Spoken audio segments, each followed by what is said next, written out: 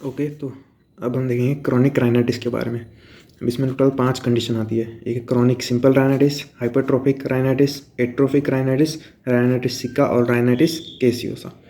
जो इंपॉर्टेंट है वो एंड की 4 डिसीज है। इसमें सबसे पहले हम देखेंगे हाइपरट्रोफिक राइनाइटिस।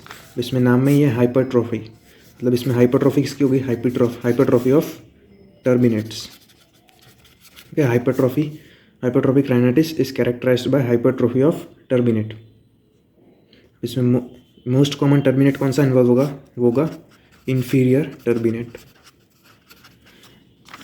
इसकी इटियोलॉजी क्या होगी? तो कोई भी रिकरेंट इन्फेक्शन या फिर कोई भी chronic infection, rhinitis, acute rhinitis अगर रिकरेंट हुआ तो, या फिर क्रॉनिक राइनाइटिस, या फिर कोई chronic infection of adjacent structures like sinusitis, pharyngitis, tonsillitis, ये सब all can lead to hypertrophic rhinitis. इसकी जो सिम्टम्स क्या होगी? तो जो मेजर सिम्टम होगा या मेन सिम्टम होगा वो होगा nasal obstruction. Hypertrophy of terminate हुई तो उसकी वजह से नेज़ल ऑब्स्ट्रक्शन होगा, ये मोस्ट इंपॉर्टेंट सिम्टम होगा। उसके बाद दूसरे सिम्टम्स कौन कौन से हो सकते हैं? नेज़ल डिस्चार्ज हो सकता है, फिर एसोसिएटेड हेडेक, क्या स्मेल सेंसेशन भी कम हो जाएगा क्योंकि स्मेल पहुंच ही नहीं पाएगी आगे, तो हाइपोस्मिया या फिर एनोस्मिया, ये सारे सिम्टम्स हो सकते हैं। मेन है वो नेज़ल ऑब्स्ट्रक्शन। फिर साइन कौन कौन सी होगी? तो अगर हम एंटीरियर राइनोस्कोपी करके देखेंगे तो हमें क्या दिखेगा? Hypertrophy of turbinate clearly visible होगा कि जो टर्मिनेट है मोस्ट कॉमनली इन्फीरियर टर्मिनेट, उसकी हाइपरट्रोफी हुई होगी। वे इसका अपीयरेंस कैसा होगा? तो एक इरेगुलर मलबरी अपीयरेंस होगा। Irregular mulberry appearance of the inferior turbinate, ऐसा अपीयरेंस होगा in hypertrophic rhinitis. Okay, irregular mulberry appearance. तो इसकी ट्रीटमेंट क्या होगी? जो मेन ट्रीटमेंट है वो diagnose the cause and remove the cause. Diagnosis and removal of the cause which are causing the hypertrophy of terminate. और कौन कौन से मेथड से हो सकती है? कि ये सारे मेथड से हम ट्रीट कर सकते हैं। एक तो है कॉटराइजेशन, कॉटरी करके, डायाथर्मी, फिर क्रायो सर्जरी। उसके बाद जो मोस्ट इंपॉर्टेंट ट्रीटमेंट हुआ है ये पार्शल या फिर टोटल टर्मिनेक्टोमी, कि टर्मिनेट को रिमूव करते हैं, पार्शल या टोटल टर्मिनेक्टोमी। फिर सब mucosal rejection of the terminate, और लास्ट में लेज़र से डिस्ट्रॉय कर सकते हैं। अब ये जो हाइपरट्रोफिक राइनाइटिस है इसको एक डिफ्रेंशिएट करना पड़ता है विथ कॉन्काबुलोसा। एक कंडीशन है कॉन्काबुलोसा और दूसरी वैसी है हाइपरट्रोफी ऑफ टर्मिनेट। अब इसमें भी क्या होता है? कॉन्काबुलोसा का मतलब होता है नीमेटाइजेशन ऑफ टर्मिनेट। नीमेटाइजेशन ऑफ टर्मिनेट मतलब एयर प्रेजेंट होती है इन द टर्मिनेट। ये सपोज हमारा ऐसा टर्मिनेट होता है, उसके अंदर अगर एयर प्रेजेंट हो जाए तो ऐसे खोखला एम्प्टी टर्मिनेट दिखाई देगा, उसको कहते हैं कॉन्काबुलोसा। हाइपरट्रोफिक अपीयरेंस इसका भी होगा कॉन्काबुलोसा का, लेकिन ये इसमें किसकी वजह से हो गया? अंदर एयर फिल हो गई है, इसकी वजह से न्यूमेटाइजेशन ऑफ टर्मिनेट। और ये तो है हाइपरट्रोफी ड्यू टू क्रॉनिक या रिकरेंट इन्फेक्शंस। फिर मोस्ट कॉमनली कॉन्काबुलोसा देखने को मिलता है इन द मिडल टर्मिनेट, जबकि ये हाइपरट्रोफी टर्मिनेट देखने को मिलता है मोस्ट कॉमनली इन्फीरियर टर्मिनेट। फिर हम इसमें डिफ्रेंशिएट कैसे कर सकते हैं? तो वो by CT scan. Okay, HRCT, sorry NCCT से हम डिफ्रेंशिएट कर सकते हैं कि कॉन्काबुलोसा या फिर हाइपरट्रोफी ऑफ टर्मिनेट। कि ये एक इमेज है ऑफ द हाइपरट्रोफिक टर्मिनेट। यहाँ पे देख सकते हो इन्फीरियर टर्मिनेट की हाइपरट्रोफी हुई है, बीच में कोई एयर प्रेजेंट नहीं है, तो ये हाइपरट्रोफिक टर्मिनेट। दूसरी ये इमेज है कॉन्काबुलोसा की। यहाँ पे देख सकते हो मिडल टर्मिनेट में एयर फिल हो गई है, न्यूमेटाइजेशन ऑफ मिडल टर्मिनेट, जिसे कहता है कॉन्काबुलोसा। ये देखने को मिलता है most commonly in middle terminate. फिर उसके बाद ये इमेज देखो, यहाँ पे देख सकते हो कि ये सेप्टम है वो डिविएटेड हो चुका है, डिविएटेड नेजल सेप्टम है। तो क्या होगा? जिस साइड डिविएटेड हुआ होगा वो साइड स्मॉल हो जाएगी, नॉस्ट्रिल है वो स्मॉल हो जाएगी, और दूसरी साइड एरिया बढ़ जाएगा। तो क्या होगा? Compensatory physiological hypertrophy of turbinate होगा। Okay, in deviated nasal septum the turbinate which is on the wider surface या wider area gets physiologically hypertrophied, उसे कहते हैं कंपेंसेटरी हाइपरट्रोफिक टर्मिनेट। इसकी ट्रीटमेंट ऑब्वियसली क्या होगी? DNS को कम करनी। ओके, अब देखेंगे एट्रोफिक राइनाइटिस के बारे में। अब एट्रोफिक राइनाइटिस नाम में ही है एट्रोफी, मतलब there will be atrophy of the nasal cavities. इसकी वजह से क्या होगा? वाइड रूमी नेजल कैविटीज हो जाएगी, plus there will be associated foul smelling crusting. Okay, atrophic rhinitis जब भी कोई बोले तो क्या मन में आना चाहिए? Wide roomy nasal cavities associated with foul smelling crusting. अभी होती किसकी वजह से ये पैथोलॉजी में देखेंगे। ये है तो एक्चुअली एक chronic inflammatory condition which is characterised by this wide roomy nasal cavities and foul smelling crusting. Atrophic rhinitis का एक दूसरा भी नाम है, वो है ओजेना। ओके, ओजेना, ये सब बाद में देखेंगे। अब इसकी इटियोलॉजी देखते हैं। तो प्राइमरी कॉज हो सकता है या फिर सेकेंडरी कॉज। प्राइमरी कॉज याद करने के लिए एक निमोनिक है हर्निया, HERNIE, हर्निया। H से हेरिडिटरी कॉज हो सकता है, अगर फैमिली में हो रहा हो तो चांसेस है कि हो सकता है। फिर E से एंडोक्राइनल डिस्टर्बेंसेस, जो फीमेल्स में ज़्यादा होते हैं compare to male during menstruation and all, तो इसकी वजह से फीमेल में ज़्यादा कॉमन होता है एट्रोफिक राइनाइटिस। फिर R से रेशियल फैक्टर्स, रेशियल में अफ्रीकन साइड्स के लोगों में ज़्यादा देखने को मिलता है, वाइट एंड येलो रेसेस। क्या उसके बाद N है न्यूट्रिशनल डेफिशिएंसी, कौन सी? तो vitamin A, vitamin D, iron के, ये सारी डेफिशिएंसीज, कोई डाइटरी फाइबर्स, ये सारी डेफिशिएंसी से हो सकता है। फिर I से इन्फेक्शन। अब इन्फेक्शन किससे? तो इन्फेक्शन बाय ये क्लेप्सिला ओजेने, ये मोस्ट इंपॉर्टेंट, क्लेप्सिला ओजेने, इसकी वजह से ही एट्रोफिक राइनाइटिस का नाम है ओजेना। क्लेप्सिला ओजेने, जिसका दूसरा नाम है Perez bacillus. Okay, Perez bacillus. दूसरे बैक्टीरिया लाइक ई कोलाई और पी वल्गारिस, बस मोस्ट इंपॉर्टेंट वो है ये Klebsiella ozaenae which is also known as Perez bacilli. तो ये हो गए इन्फेक्शन कॉजेस। फिर ए से है ऑटो इम्यून कॉजेस, जिसमें नेजल म्यूकोसाई जो एंटीजन रिलीज करता है उसके अगेंस्ट एंटीबॉडी फॉर्म होती है और वही डिस्ट्रक्शन ऑफ नेजल कैविटी करती है, एट्रोफी ऑफ नेजल कैविटी।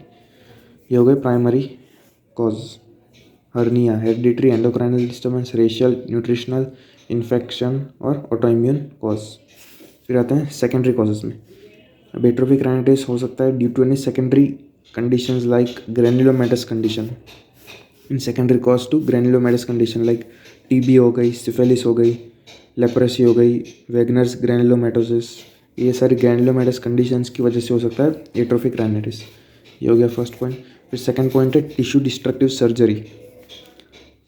अब जब हाइपरट्रोफिक राइनाइटिस होती है तो उसमें क्या, टर्बिनेट की हाइपरट्रोफी हो जाती है, तो हम उसकी ट्रीटमेंट सर्जरी में क्या करते थे? टर्बिनेक्टोमी, जिसमें टर्बिनेट को रिमूव करते थे, टर्बिनेक्टोमी। तो ये भी एक टिश्यू डिस्ट्रक्टिव सर्जरी हुई, जिसकी वजह से भी widening of the nasal cavity हो जाएगी। तो इसे कहते हैं empty nose syndrome. Any tissue destructive surgery it leads to empty nose syndrome, और इसका एग्जांपल है turbinectomy. Okay, total turbinectomy which is done in hypertrophic turbinate. तो ये हो गई इसकी इटियोलॉजी, प्राइमरी और सेकेंडरी। याद रखना, प्राइमरी में हर्निया और मोस्ट इंपोर्टेंट इन्फेक्शन में Klebsiella ozaenae which is also known as Perez bacillus. फिर सेकेंडरी में ग्रैन्युलोमेटस कंडीशन और tissue destructive surgery which lead to empty nose syndrome, और एग्जाम्पल है टर्बिनेक्टोमी। अभी जो एट्रोफिक राइनाइटिस है ये most commonly occurs following any secondary conditions like granulomatous condition, या कोई पहले सर्जरी हुई होती है। तो अगर कोई भी पेशेंट है एट्रोफिक राइनाइटिस तो हमें सस्पेक्ट करनी चाहिए पहले कोई ग्रैन्युलोमेटस कंडीशन तो नहीं है, या फिर कोई पहले सर्जरी नहीं हुई है लाइक टर्बिनेक्टोमी वैसी। तो मोस्टली सेकेंडरी होती है, लेकिन प्राइमरी इन्फेक्शन भी हो सकता है। इटियोलॉजी के बाद इसकी पैथोलॉजी। उस पैथोलॉजी में क्या होता है? नॉर्मल एपिथेलियल लाइनिंग कौन सी होती है नोज की? वो होती है सीलिएटेड कोलमनर एपिथेलियम। लेकिन एट्रोफिक राइनाइटिस में ciliated columnar epithelium is converted into stratified squamous epithelium which is responsible for all the atrophy, loss of cilia. के ये सीलिएटेड कोलमनर कन्वर्ट हुआ इनटू स्ट्रेटिफाइड स्क्वेमस, इसकी वजह से क्या होगा? Atrophy of blood vessels, glands, nerves, mucus membrane, mucus layer, loss of cilia, ये सारी चीज़ें एक्यूमुलेट हो गया, क्या लीड करेगी? Widening of nasal cavity, widening of nasal cavities, जिसकी वजह से होगा बाद में एट्रोफिक राइनाइटिस।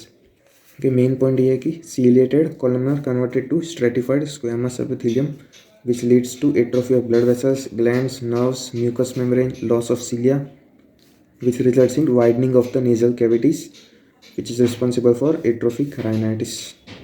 ओके, उसके बाद क्लिनिकल फीचर्स क्या होंगे? तो मैंने पहले बताया कि it is more commonly seen in females than male, और ये स्टार्ट कब होती है? ऑनसेट इसका होता है एट द प्यूबर्टी। फिर क्लिनिकल फीचर्स में सबसे बड़ा पॉइंट क्या था? वाइड नेजल कैविटीज़ हो जाएंगी, okay, because of atrophy. There will be wide roomy nasal cavities. अब अगर नेजल कैविटीज़ वाइड हो गई तो जो ड्राइंग इफेक्ट ऑफ एयर होगा वो भी ज़्यादा होगा, क्योंकि एयर ज़्यादा एंटर करेगी, और एयर ज़्यादा एंटर करेगी इसकी वजह से क्रस्टिंग फॉर्म होगी। क्रस्टिंग एक्सेस फॉर्म में होगी। अभी क्रस्टिंग हुई तो उसकी वजह से 4 चीज़ें हो सकती है। एक तो ये कि क्रस्टिंग है तो वो बहुत ही फाउल स्मेल होगी, तो बहुत ही ख़राब स्मेल वाली क्रस्टिंग होगी, जो पेशेंट खुद स्मेल नहीं कर सकेगा, लेकिन जो आसपास के उसके रिलेटिव्स होंगे या कोई फ्रेंड्स, दोस्त, रिश्तेदार, वो सब स्मेल कर सकेंगे और पेशेंट को बताएंगे कि बहुत गंदी स्मेल आ रही है, फाउल स्मेल आ रही है नाक से। फिर ये हो गई पहला पॉइंट, फाउल स्मेल। दूसरा है कि एनोस्मिया। अभी एनोस्मिया किसकी वजह से होता है? नेज़ल ऑब्स्ट्रक्शन, देखिए ये क्रस्टिंग हुई, उसकी वजह से जो नेज़ल कैविटी होगी वो ऑब्स्ट्रक्ट हो जाएगी, नेज़ल ऑब्स्ट्रक्शन हो जाएगा, उसकी वजह से स्मेल परसीव नहीं कर सकेगा पेशेंट और एनोस्मिया होगा। तो क्या 3 पॉइंट हुए, एक हो गया फाउल स्मेल, दूसरा है नेज़ल ऑब्स्ट्रक्शन और थर्ड है एनोस्मिया। फिर अगर ये क्रस्टिंग हुई उसको हम रिमूव करेंगे, जो पेशेंट रिमूव करेगा तो एपिस्टेक्सिस होगा, ब्लीडिंग फ्रॉम द नोज। ये 4 चीज़ें होंगी फॉलोइंग क्रस्टिंग। ये हो गई फाउल स्मेलिंग क्रस्टिंग। दूसरा होगा नेज़ल ऑब्स्ट्रक्शन होगा, नेज़ल ऑब्स्ट्रक्शन की वजह से एनोस्मिया होगा, के absence of perception of smell, anosmia. फिर लास्ट है वो epistaxis which occurs on removal of crust. फिर अगर हम एग्जामिन करेंगे पेशेंट की नोज़ को एंटीरियर राइनोस्कोपी से, तो हम क्या देखेंगे? Wide nasal cavities. ओके, जो नेज़ल कैविटी का एरिया होता है वो बहुत बढ़ गया होगा, plus there will be foul smelling crusting, excessive crusting देखने को मिलेगी, plus there will be discharge. अगर बैक्टीरियल इन्फेक्शन हुआ है तो ये wide nasal cavities, foul smelling crusting और डिस्चार्ज देखने को मिलेगा। उसके बाद ये नेज़ल कैविटी से एक्सटेंड होकर फेरिंग्स में जा सकता है, लैरिंग्स में जा सकता है, यूस्टिचियन ट्यूब में, पैरानेसल साइनस, ये 4 जगह पे जा सकता है। फेरिंग्स में जाके एक्यूट फेरेंजाइटिस कर सकता है या एट्रोफिक फेरेंजाइटिस, लैरिंग्स में जाके cough and hoarseness of voice, atrophic laryngitis ये कर सकता है। यूस्टिचियन ट्यूब में इन्फेक्शन हुआ वो मिडल ईयर में ट्रांसफ़र हो सकता है, मिडल ईयर में जाके इन्फेक्शन हो सकता है, ओटाइटिस मीडिया हो सकता है। फिर पैरानेसल साइनस में हो सकता है साइनोसाइटिस, ये सारी कॉम्प्लिकेशंस हो सकती है। ये हो गए इसके clinical features. Wide nasal cavities, उसकी वजह से drying effect of air, crusting, इसकी वजह से 4 चीज़ें। पहला तो है फाउल स्मेलिंग, फिर क्रस्टिंग को रिमूव करेंगे तो एपिस्टेक्सिस, क्रस्टिंग की वजह से नेज़ल ऑब्स्ट्रक्शन और उसकी वजह से एनोस्मिया। फिर on examination wide nasal cavities, foul smelling, crusting, discharge. फिर यहाँ पे एक्सटेंड हो सकता है फेरिंग्स, लैरिंग्स, यूस्टिचियन ट्यूबर, पैरानेसल साइनस। फिर उसके बाद ट्रीटमेंट में हमारा मेन एम क्या होगा? बेसिकली वो है नेज़ल हाइजीन मेंटेन करना। तो मेंटेन कैसे करेंगे? जो क्रस्टिंग रिमूव हुई है, जो क्रस्टिंग फॉर्म हुई है, प्लस जो डिस्चार्ज हुआ है उसको इरिगेट करके, निकाल के, रिमूव करके, प्लस अगर कोई लोकल इन्फेक्शन है तो उसको ट्रीट करके बाय लोकल एंटीबायोटिक्स। सबसे पहले मेडिकल मैनेजमेंट में क्या होगा? सबसे पहला स्टेप हम क्रस्टिंग को रिमूव करेंगे बाय नेज़ल इरिगेशन। लेकिन इसमें जो प्रोसेस है उसका नाम है अल्कलाइन नेज़ल डूशिंग। बेसिकली ये भी एक नेज़ल इरिगेशन टेक्निक है जिसमें हम फ्लूइड इंजेक्ट करते हैं in the nasal cavity to soften the crust और फिर उसको इजीली रिमूव कर सकें। और इसमें हम यूज़ जो करते हैं अल्कलाइन नेज़ल डूशिंग में, वो क्या है? 3 sodium in water. Okay, 3 sodium in water. ये 3 सोडियम कौन से हो गए? एक होगा NaCl, सोडियम बाइकार्बोनेट और सोडियम बोरेट। ये रेशियो में होंगे 2:1:1। Okay, 2 parts of NaCl sodium chloride, 1 part of sodium bicarbonate और 1 part of sodium borate mixed in distil water. ये 2-3 दिन तक करते रहना पड़ता है। इसकी वजह से क्या होगा? जो क्रस्ट है वो सॉफ्ट हो जाएगी या लूज़ हो जाएगी, उसकी वजह से बाहर फिर इजीली रिमूव कर सकते हैं। ये हो गया फर्स्ट स्टेप, नेज़ल इरिगेशन। उसके बाद सेकेंड स्टेप है treat the local infection. Local infection में ट्रीट कैसे करते हैं? सबसे पहला स्टेप है 25% glucose in glycerine. 25% glucose in glycerine. Glycerine क्या है? ग्लिसरीन इज़ अ लुब्रिकेंट और ये ग्लूकोज है, ये क्या करता है? It has proteolytic, it gets converted into lactic acid में कन्वर्ट होता है। Lactic acid it has proteolytic activity, उसकी वजह से ये सारे माइक्रो ऑर्गेनिजम्स जो होंगे उसको डिस्ट्रॉय करता है। 25% ग्लूकोज इन ग्लिसरीन। फिर उसके बाद लोकल एंटीबायोटिक्स में केमिसेटिन देते हैं, ये बहुत इंपॉर्टेंट। केमिसेटिन के कंटेंट्स क्या होंगे? एक होगा क्लोरामफेनिकोल, दूसरा है प्रोपाइलिन ग्लाइकोल, थर्ड है इस्ट्राडायोल और लास्ट है विटामिन डी। इसका निमोनिक अगर देखना तो COPD। C से क्लोरामफेनिकोल, O से ईस्ट्राडाल, P से प्रोपाइलिन ग्लाइकॉल और D से विटामिन डी। ये हो गए लोकल इन्फेक्शन की ट्रीटमेंट। सबसे पहले 25% ग्लूकोज एंड ग्लिसरीन, उसके बाद लोकल एंटीबायोटिक में केमिसेटिन। केमिसेटिन के कंटेंट्स क्लोरामफेनिकोल, ईस्ट्राडाल, प्रोपाइलिन ग्लाइकॉल और विटामिन डी। अगर ज़्यादा ज़रूरत पड़े ईस्ट्राडाल की तो हम ईस्ट्राडाल स्प्रे भी यूज़ कर सकते हैं। और ये करता क्या है, वास्कुलरिटी इंक्रीज़ करता है नेज़ल कैविटी की। इसके बाद सिस्टमिक स्ट्रेप्टोमाइसिन भी दे सकते हैं to prevent any systemic bacterial infection. फिर लास्ट में पोटेशियम आयोडाइड, ये ओरली देते हैं। इट लिक्विफाइज द सिक्रेशन, जो थिक सिक्रेशन होता है उनको लिक्विफाई कर देता है, थिन बना देता है। ये थी ट्रीटमेंट, मेडिकल ट्रीटमेंट। सबसे पहले nasal irrigation by alkaline nasal डूचिंग।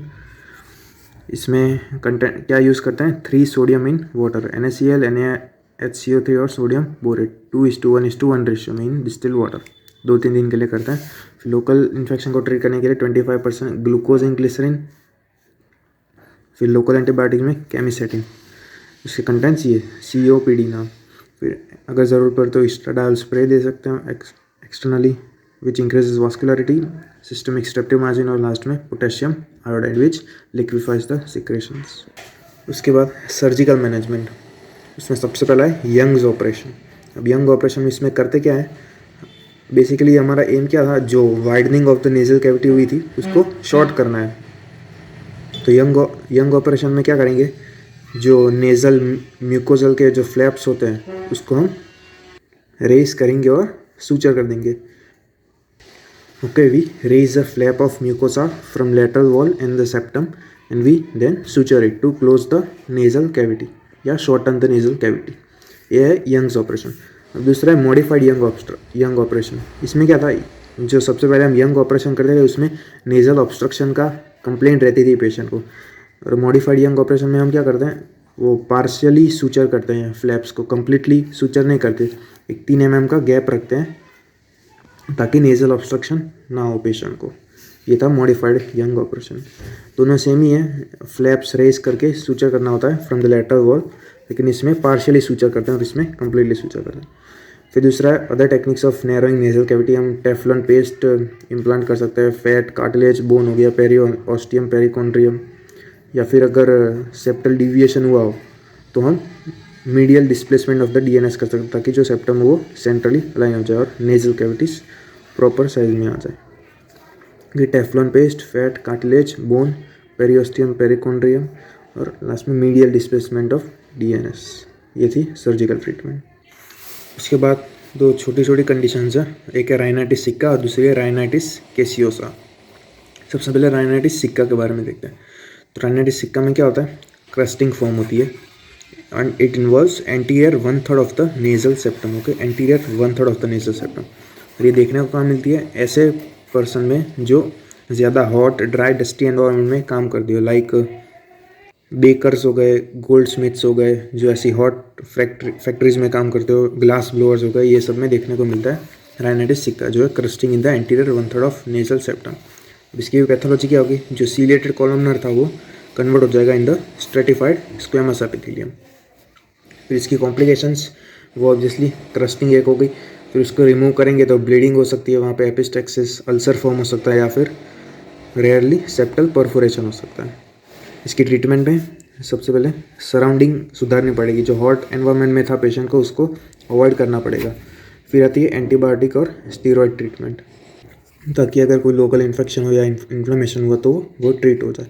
उसके बाद अवॉइड करना होता है पेशेंट को ये जो क्रस्ट रिमूव ना करे या फिर नोज प्रिकिंग ना करें। Okay, avoid nose pricking and forcible crust removal, ये अवॉइड करना होता है। फिर उसके बाद नेज़ल इरिगेशन, जिसमें हम वही सलाइन इंजेक्ट करते हैं in the nose to loosen the crust and बाद में हम रिमूव कर देते हैं।